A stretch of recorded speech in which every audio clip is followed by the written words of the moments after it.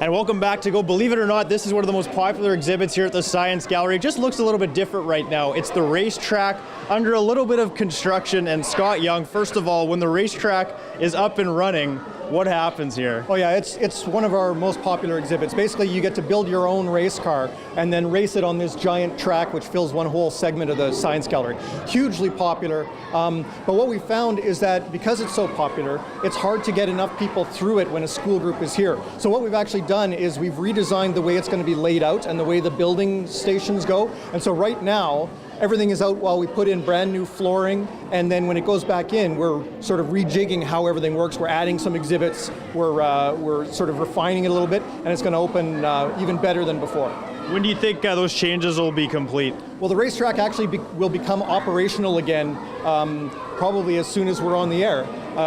But we will be adding all the new stuff coming up for spring break. So at the end of March is when all the new stuff will go in, but the track will be back in operation before then, so people can still do the old sort of style racing. Very good. I gotta ask you, another big crowd here of kids at the museum today. I imagine it's like this a lot. Do you have any numbers that kind of track how many kids come in the Science Gallery, at the very least? How many kids kind of enter the museum each day? Well, yeah, we've got the planetarium, the Science Gallery, and the museum galleries upstairs are all one entity. We have about 300,000 people come every year. 90,000 of those or more are school kids on field trips. And that's sort of split evenly between upstairs and downstairs, basically. So the planetarium and Science Gallery is about 45,000 school kids a year and 150,000 people or so.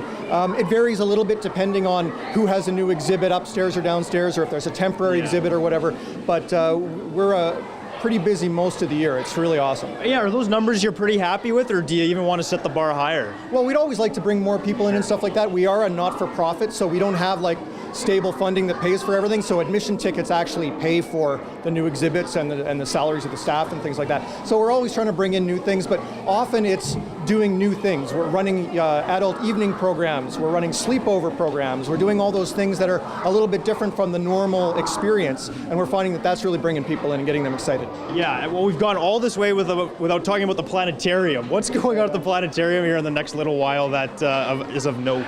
Yeah, well, the planetarium is gearing up for a big year. We have a couple of shows going right now. Harrison Ford is narrating Search for Life, which is looking for life out there in the solar system and beyond.